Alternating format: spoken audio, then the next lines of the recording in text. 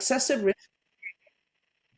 We felt that excessive risk taking and maybe even excessive egos were sort of risking everything in our country, including the very, not just the sort of well-being of people, but also the well-being of our nature society more broadly. Iceland is very rich in nature, and we felt like there were absolutely nobody was taking into account the environmental and social impact of running this fast, risk excessive approach to growth. And it was very ego driven, it was very male driven.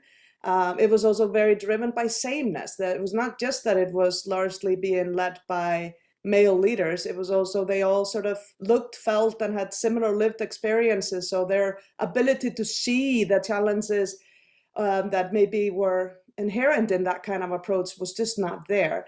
So for us, this was about founding an investment firm with profit and make profit with principles.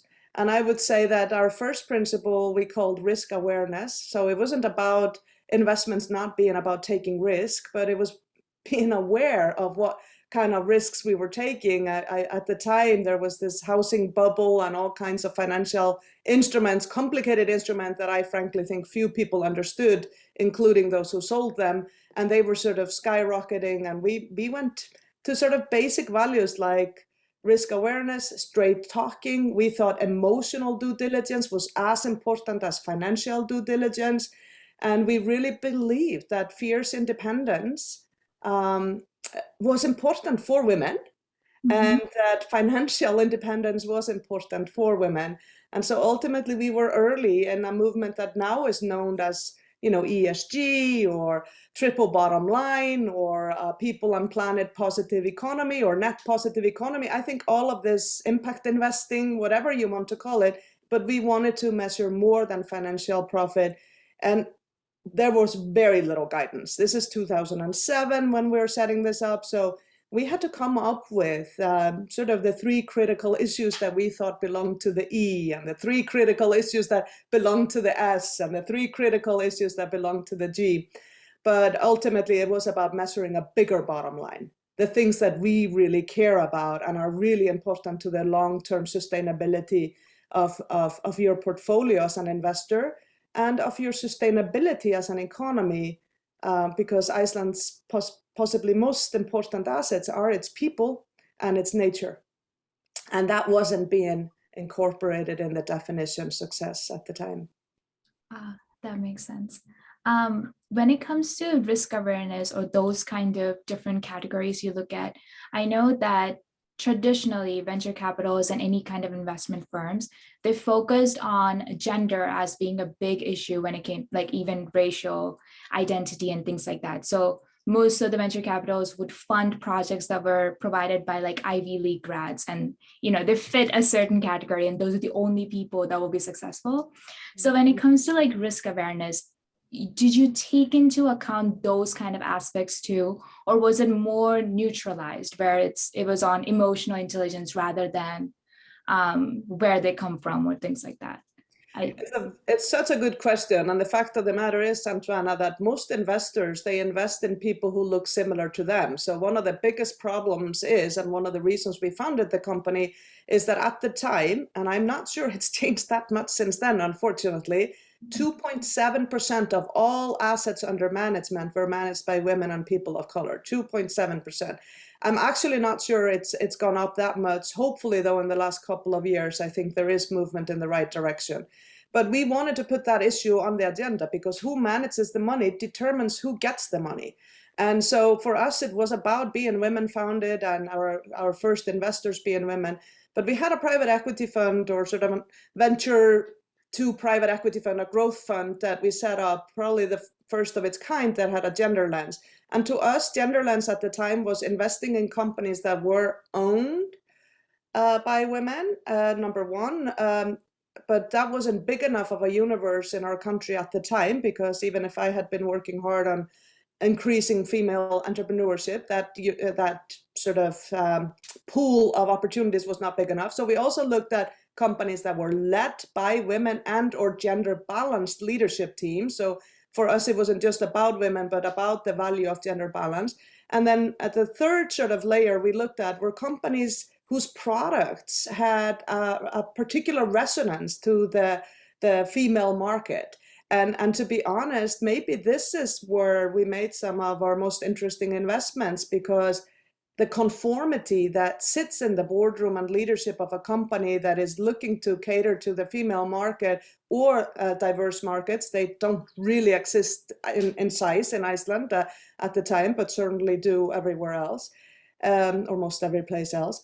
You need to look at that opportunity through the eyes of those who understand the pain and the opportunity of that population. And most companies don't, which is a missed opportunity. So we found interesting opportunities on all three levels. And we found that doing the emotional due diligence really uplifted very powerfully that it is not just about the market opportunity, it is about who is sizing that market opportunity, because let's not forget that we were very young when Iceland experienced the most infamous financial meltdown in modern history.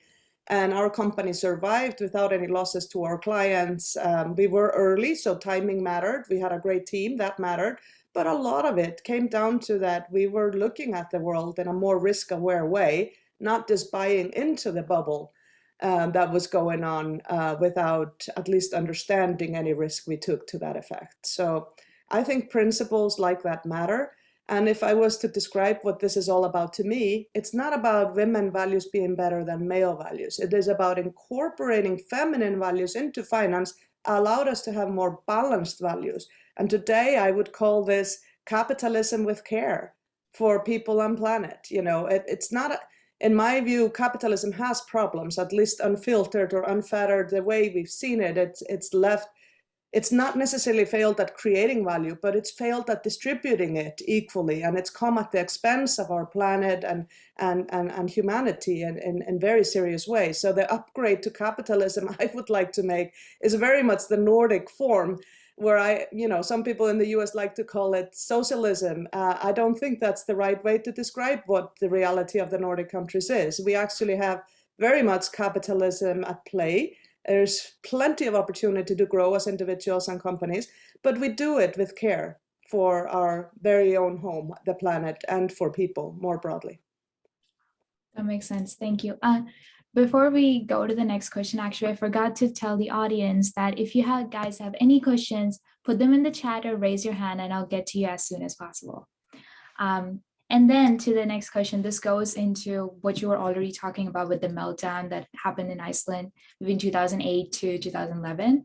So would you think that the new way of looking, like the inclusion, was what made your company stronger and able to withhold itself or like stand strong during this meltdown and keep moving forward? I think so. And I think, and I said, and maybe it's too simple of a way and maybe even risky to say it, but I think it takes the DNA of the world we live in to sustain the world we live in. And so why would we try to build businesses or run our economy with like half the eye, half the talent, or even less so? In America, it might be like 30% of the talent if you exclude women and people of color from the conversations, from the co-creation that is needed. So I really believe that we need a more balanced set of values at the heart of how we do business and run our economy. And I think that's what this whole move away from shareholder primacy to stakeholder capitalism is all about. That we actually all matter to both the future profit of the business, but also the social contract and trust in society. And right now we're facing sort of a world where we have been running relentlessly in the pursuit of a very narrow definition of success, a definition of success that is about financial profit for the short term, for shareholders only.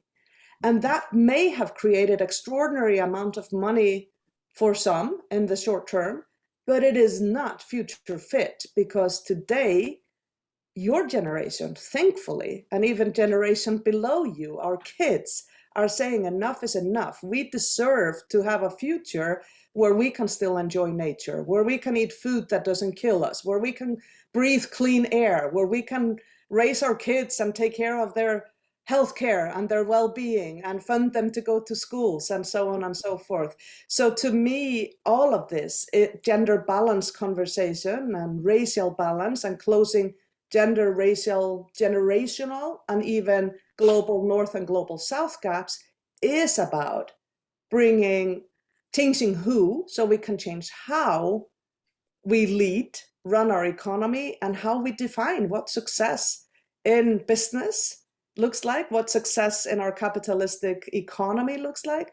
We cannot do that with more of the same, because we've run to the end of our ability to run business and our economy in that way. It's left us on a burning planet, and there's no business on a burning planet. It's left us with a weak, if not a broken, social contract and the greatest divisions we've ever seen within America. We fight about everything, including our own health and well-being, and there's no way to go forward. So we're essentially in a crisis of trust, because we've left so many of the stakeholders that matter behind.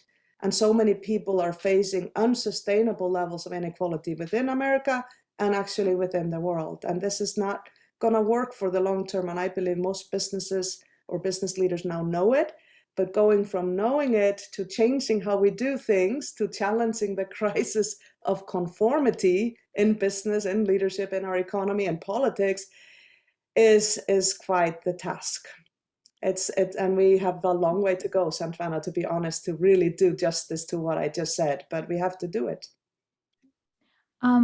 So with that in mind, when you think about the bigger companies these days, for example, let's take Unilever, which started with using raw materials that cause deforestation and things like that, but they have grown to such a size that now they're moving towards sustainable living plan and trying to take in raw products that are more on that side.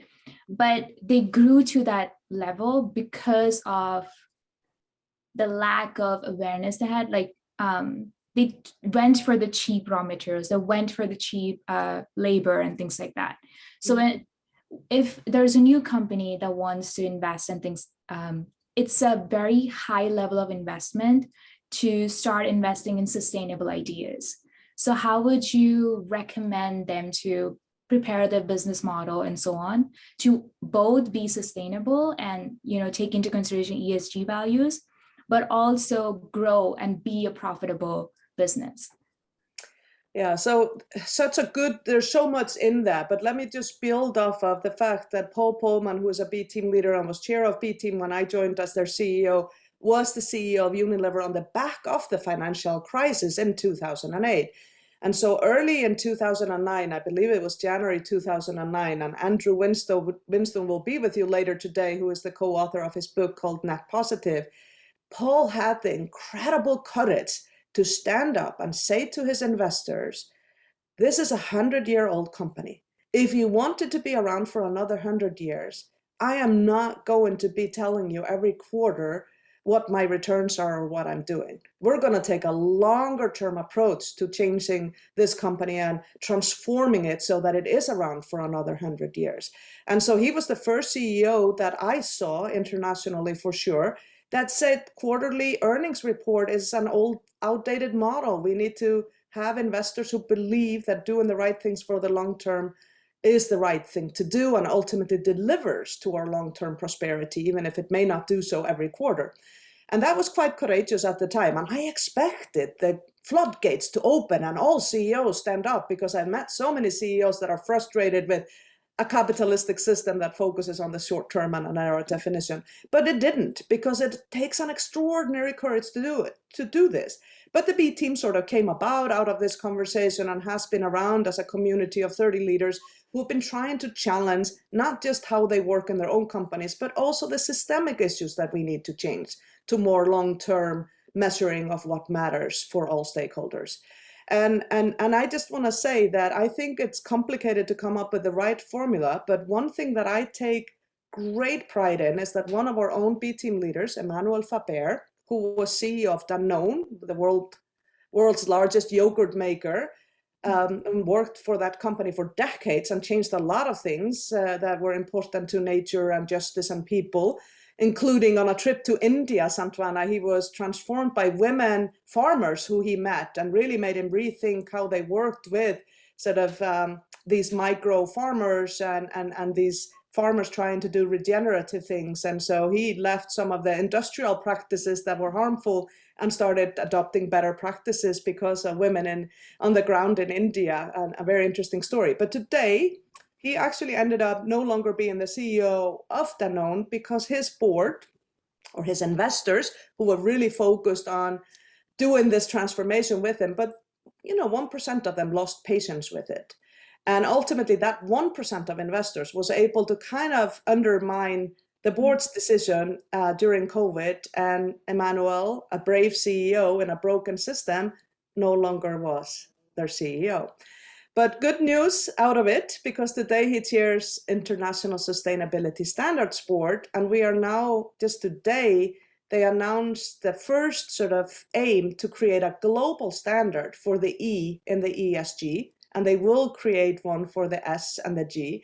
So there is actually real and meaningful movement after a long time on redefining what success means and what accountants need to disclose in their financial statements, because ultimately we need accountants to become change leaders, because we cannot we cannot just measure financial profit and expect CEOs to do the right things when we don't measure what actually matters to all the stakeholders. So this is, we're making progress, but we have a long way to go.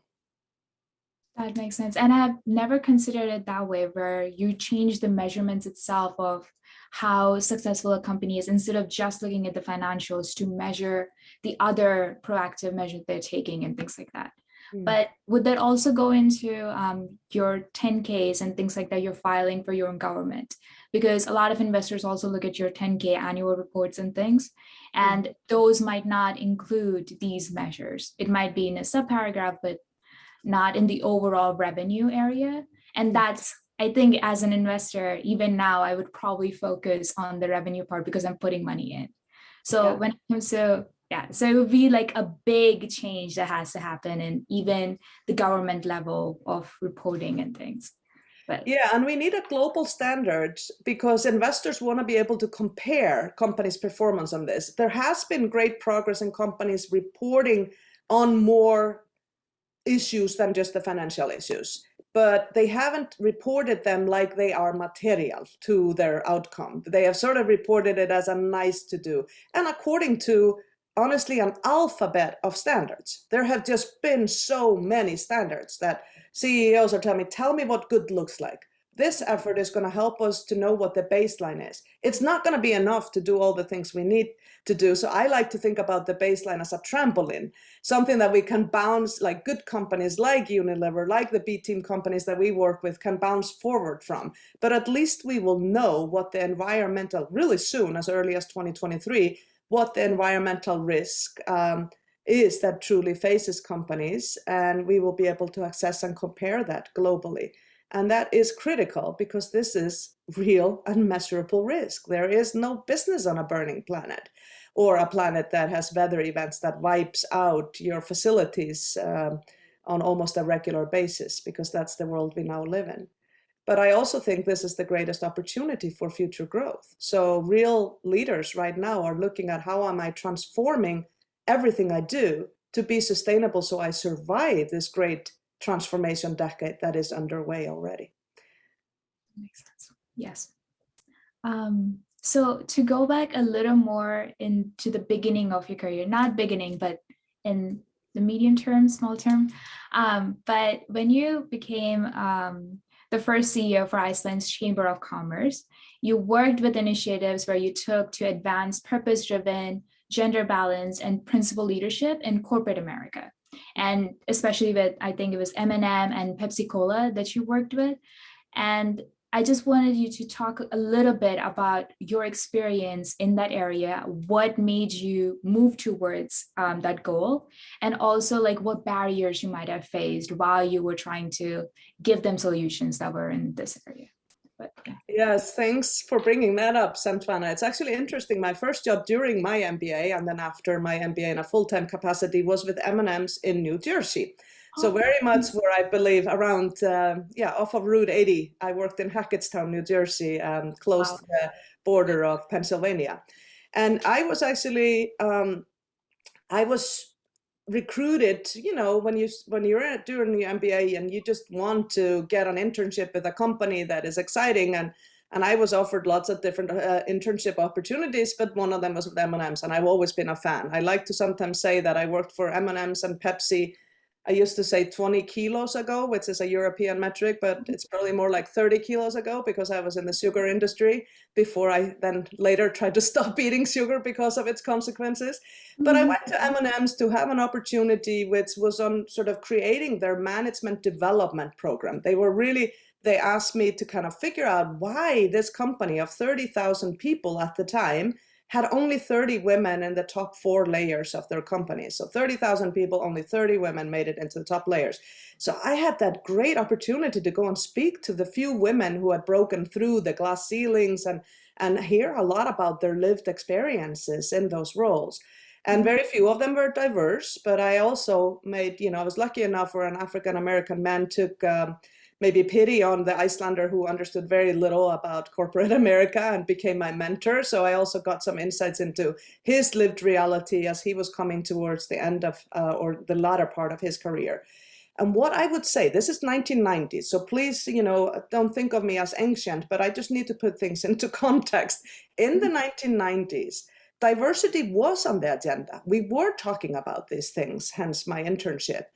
But it was a lot about fixing the women, fixing the people of color to help them fit into the business culture and an economic model that frankly never made sense to me. I'll be very honest. So very early on, I found that I had a little bit of an advantage because I had been at Auburn University in Montgomery as the manager of the men's soccer team. So I could talk about sports and I could learn how to fit in by doing that. But neither, and I loved sport and I love sports, but the fact that you would need to love sports to fit in and have sort of that social capital didn't feel right to me. A lot of people just didn't have that background. But so I did what I needed to do. I probably fixed myself to fit cultures that were not right for a lot of people, a lot of women, a lot of men who wanted to work differently, and a lot of people of color.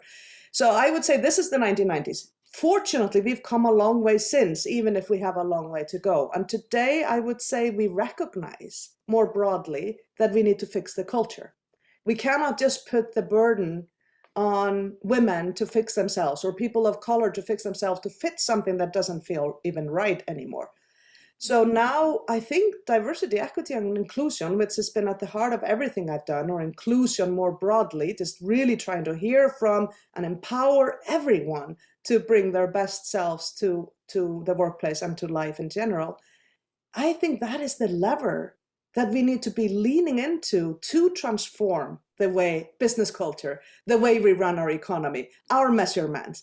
I think about diversity, equity, and inclusion today, and I completely refuse to change myself on what is my truth and my voice and my values. But it took a long time to get to that comfort level.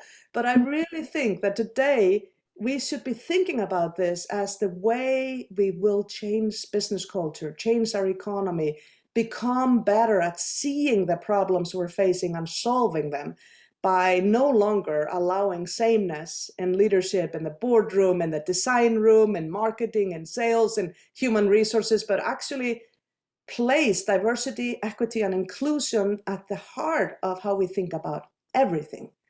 Because this is the lever that can help us be fit to meet the moment we're now in, that has left us with this broken society on this planet that is now so close to being out of bounds and unable to continue to provide for us unless we change our ways. And with governance models that have kind of been looking at the shareholder as the only stakeholder that matters, that all of that just feels completely outdated. And I think we need diversity, equity, and inclusion to drive the transformation away from that towards a world where we can love where we live, that every human can love where they live and work. That's the vision that I think everything I've done is sort of leading me towards. Makes sense. Yes. Could you give an example of an initiative you took during that time as the CEO of Iceland's Chamber of Commerce? Like particularly maybe one initiative and the exact barrier that you might have faced at that time when you Yeah, were so, trying to implement it. well, so let me give you one example that goes back to when I was in corporate America at M&M's, and we were trying to figure out why we had so few women. And one of the things we said we wanted to do was we wanted to introduce flexible workings, because it was a fact that during a certain era, and this again is 1990s, during a certain area, women were sort of facing everything, the perfect storm in their life. They were trying to shape their career, they were becoming mothers, or choosing if to become mothers. They were often trying to build their relationships and get their financial foundation and everything. And it just became too much, so some chose to opt out. And so I wanted to introduce flexible ways of working, job sharing, being able to work from home, lots of things that were fairly new in the 1990s.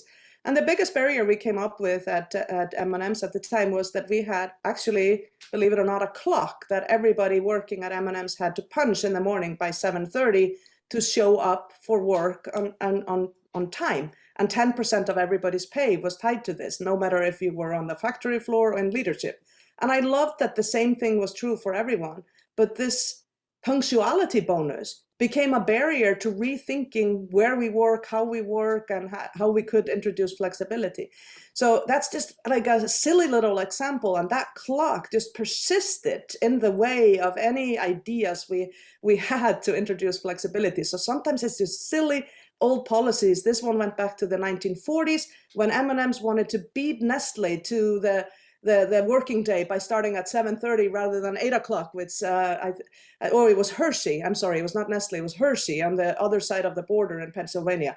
So often culture gets in the way of us embracing what makes sense to do. And I think that's an interesting example. Now, for the CEO, when I became CEO of Chamber of Commerce back in Iceland, I actually left that job because I didn't feel, and became an entrepreneur to found an investment firm with feminine values at the heart of how we thought about things, because I didn't feel like the leading CEOs of Iceland's businesses at that time cared about the things that I cared about.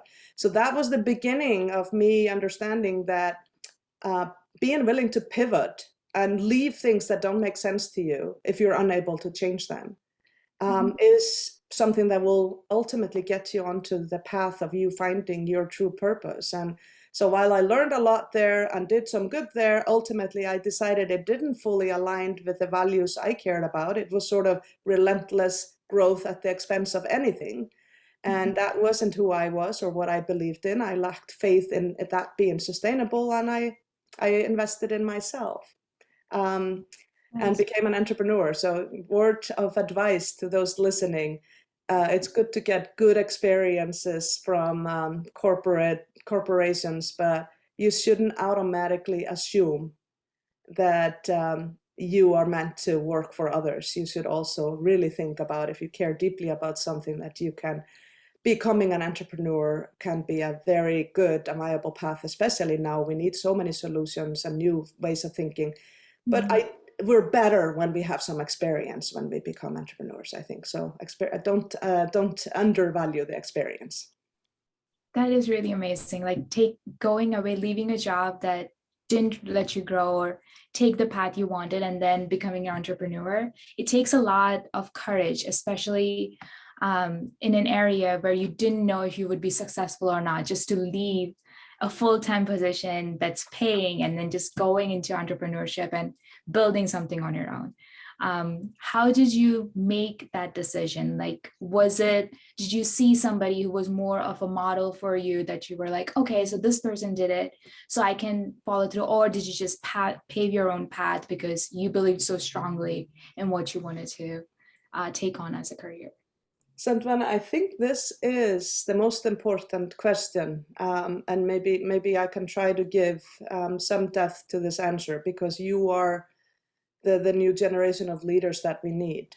I think to be honest, I have never been confident that I knew how to do anything I've taken on, from joining M&M's to leaving M&M's to go to Pepsi, to being on the founding team of a university, to being the CEO of the chamber, to running for president, to being the CEO of the B team. I have never come at that as something that I know how to do it, I'm confident, I'm the right person. I've always suffered from what I think a lot of people do, and actually a lot of good people do, the imposter syndrome, or at least some imposter thoughts, thinking like, who am I to work in corporate America? I'm just a little girl from Iceland. Or who am I to run for president? I'm still just a little girl from Iceland. Or who am I to run the B team and tell these global leaders what they need to do?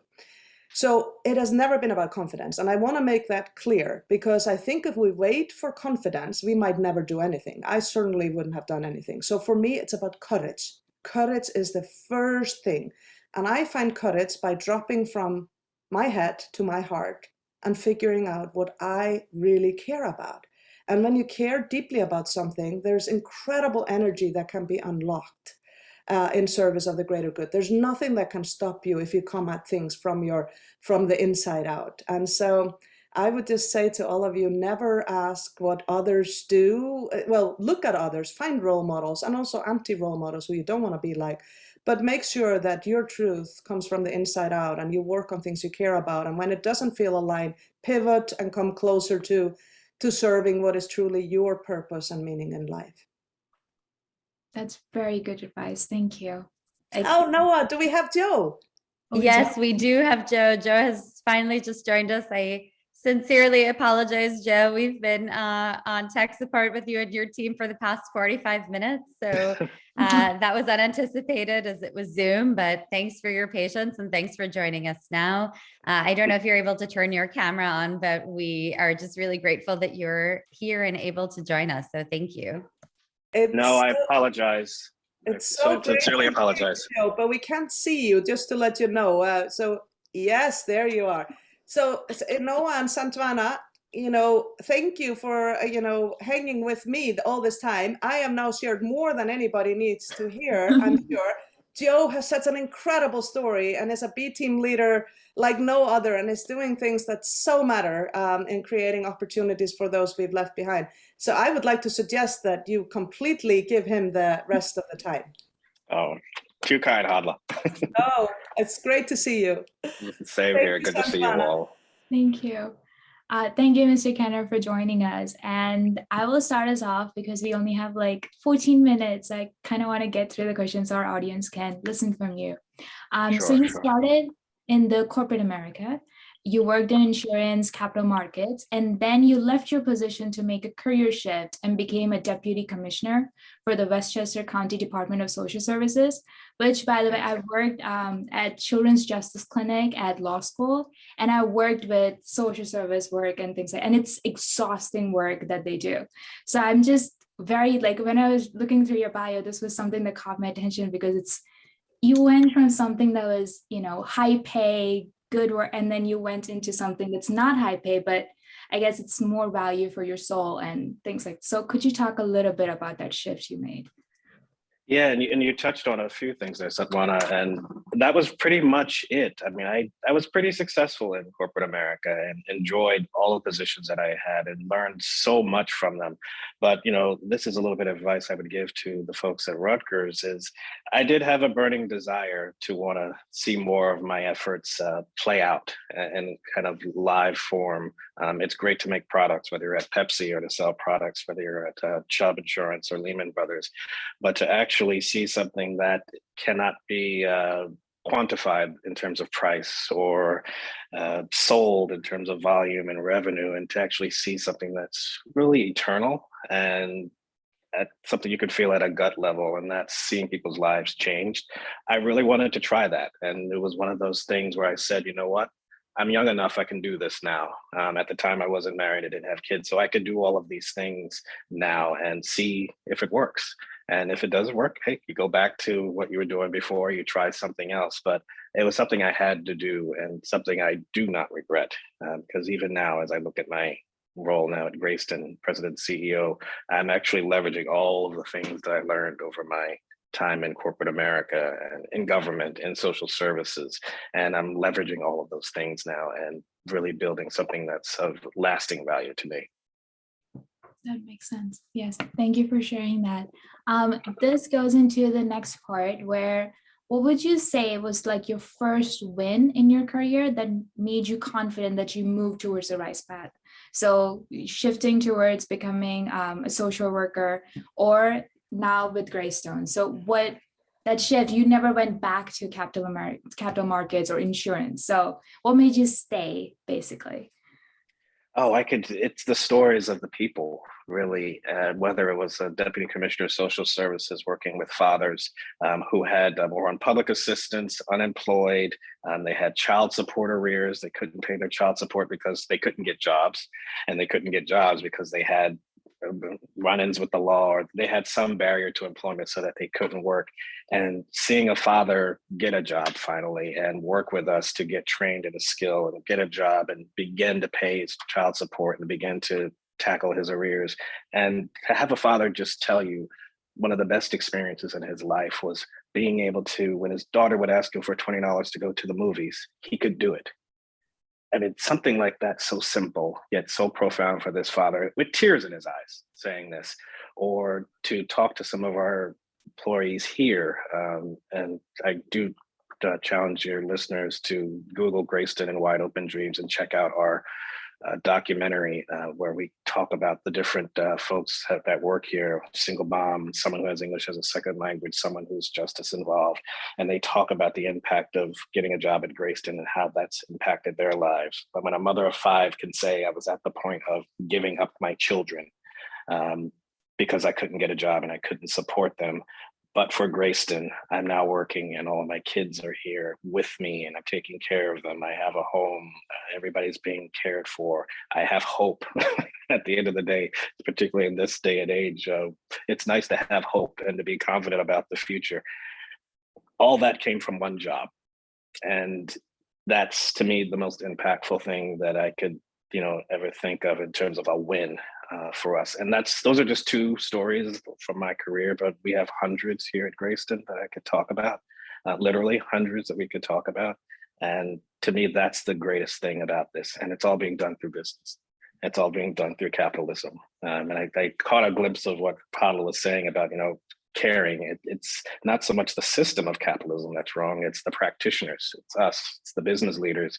And the B team, we always talk about this new leadership playbook, and that's what's really needed. How can we think differently as business leaders to leverage our companies, to leverage our footprints in the world, to actually have a net positive contribution to society as opposed to taking away? That's what we're all about. That's what gives me the biggest win of being here at Greyston.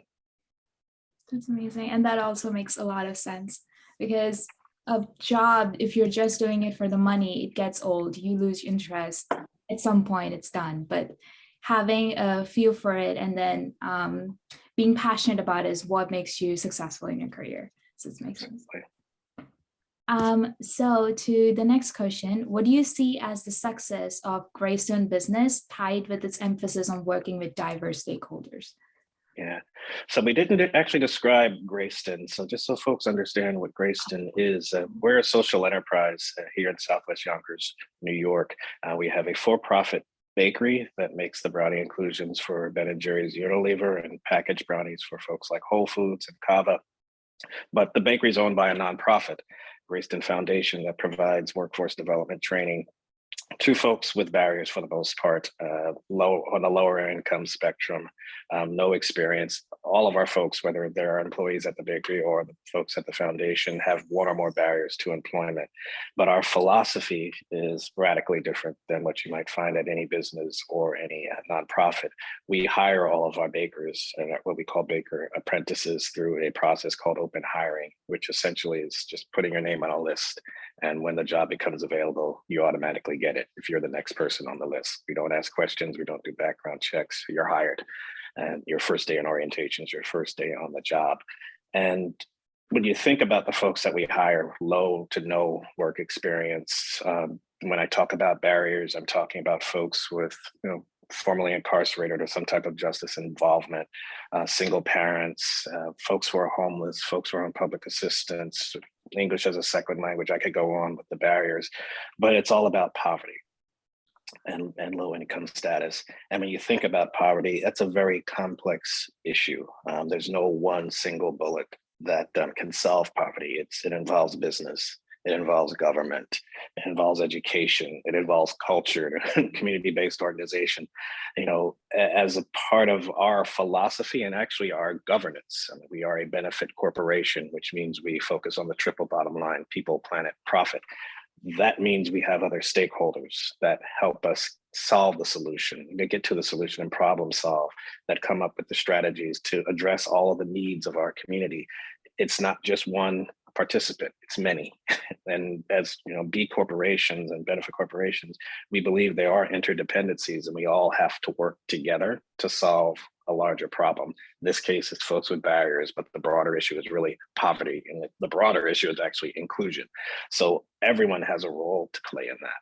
So the success for Greyston is our contribution to that solution is inclusive employment. How do we bring people off of the sidelines, off the fringes, and actually bring them into the workforce? Give them skills at the entry level so that, you know, as they go through their career trajectory, they can get stackable credentials, they can move up in their organizations, they can increase their skill set, they can increase their earning potential and grow in their jobs. And as I love to say, you know, when we impact that one person, we're impacting their family, we're impacting the community that they live in. And for us, and I just attended our mayor's State of the City address last night, we're impacting this whole economy here in Southwest Yonkers and given an economic shot of adrenaline to what is a, you know, pretty challenged economic area. But we're contributing to economic development, which is workforce development. And that's our role that we play as a business. That's our role we play as a benefit corporation. That makes sense. Sorry, I know we only have 5 minutes, but I'm very curious about this other question I had is if you do not do background checks and it's just putting your name on the list, how do you know? I mean, I'm guessing you have very extensive training programs for them once they do join, but also that increases the risk for the business too in a different kind of way. So for that risk, how do you make sure that, you know, while you're taking on, you're still concentrating on the triple bottom line and things like that? I love that question. We get it a lot. And it's interesting. Our knee-jerk reaction is to say there's increased risk, right? But is it really? And the reason why I say that is what we get rid of is the barrier to entry when it comes to employment. So the background checks, the interviews, the resumes. What we don't get rid of, though, is professionalism and standard accountability in the workplace and all the other HR protocols that we deal with, whether it's showing up late, not taking instruction, insubordination. Every manufacturer goes through those challenges. This is nothing unique to the open hiring environment. Every manufacturer goes through those challenges. And guess what? If you don't adhere to those protocols of being on time, and we're, you know, food manufacturing, so we have goods manufacturing practices where you have to wear your hairnet, you can't wear jewelry. If you're not abiding by those standards, yeah, we will have to part ways. That's how we manage it. And we hold folks accountable to our standards here. The only barrier that goes away is the barrier to entry. But when it comes to professionalism, when it comes to meeting the needs of our customers, when it comes to proper, you know, behavior with our colleagues, we still hold people accountable. And that's what you would do in any organization. I've seen it when I was in the corporate America. You were held accountable. It's no different.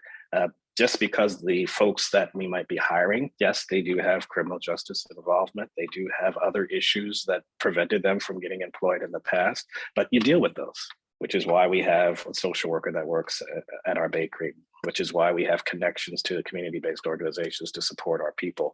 But to me, that's just good HR. That's just a good business strategy to support your employees. And that's, again, what every employer should do with every employee, not just the lower end of the employment spectrum. We all have childcare issues. I have a 5-year-old. We all have challenges in our private life. That's not something that's unique to the low income spectrum. That's everybody. But how can we as an organization, and COVID should have taught us this, how can we as an organization provide the tools and the support to make sure that our employees feel safe, that they feel like they're getting the proper learning and development support, they feel like they have a career path? Again, everybody wants that. That's not unique to any particular population. And that's what we mean when we talk about inclusive employment. Yes, I have a few more questions, but we're running out of time. And we do have a question from one of the audiences. They asked, what percentage of these employees make it till the end of the training period? Yes, so we look at they're actually asking about the turnover rate. So we look at it on an annual basis. Going forward, we do want to look at it because you do lose people, after the first day, because people don't know what the job is really like until they actually go there and see it. So you will see people at the first day saying, you know what, 12-hour shifts, lifting 50-pound bags of sugar and flour, not something I want to do. But I will say on an annualized basis, if you look at our turnover rate, it's about 30%, which is below the industry average. We have about 110 employees and 70 of them are the open hires. And I'm very proud to say that that turnover rate now has gone down consistently over these last 5 years. And I attribute that to, one, just the success of our managers and our team, but more importantly, the support that we provide. And PS, we've been doing this for 40 years. So we've been perfecting this model over time. And I always say we're perfecting, we're not perfect, but that's something we want to tackle going forward, is how can we continue to refine and enhance the open hiring model? What are the additional supports that we can give to folks? Because not everybody is going to make it. And quite frankly, that's not what it's really about. It's really about what would happen if Grayston wasn't here. Where would those folks go? What would that mean in terms of more people in the justice system, criminal justice system? What would that mean in terms of more people on public assistance? What would that mean in terms of this economy that we have here in Southwest Yonkers if we weren't here? It's really about providing those opportunities to those folks. And if it's not for you, that's fine. We don't judge you on the way in, and we certainly won't judge you on the way out. That makes sense. Thank you so much for answering that. Even I didn't have a full grasp of what the Greyston Bakery was all about, so I learned a lot from this. And now you got to buy a lot of Ben and Jerry's ice cream and yes, or brownies. Greyston.org. Ice cream, yes. Now I have another reason to eat ice cream. I always need reasons to eat ice cream. Wonderful. Well, unfortunately, we're out of time. Our next session is with Steve Varley, the Chief Sustainability Officer and Global Vice Chair Sustainability of EY. And I just really want to thank both Halla and Joe and Santwana for this fantastic conversation. We learned so much about your journeys, about your organizations, and it's just been such a pleasure to have you all on this panel. And so thank you both so much. And thank you, Santwana, for moderating. We really appreciate everybody's effort here. Thank you all. Appreciate it. Thank you, guys. You were great. It was so nice to meet you. Thanks, Noah. Have a great day.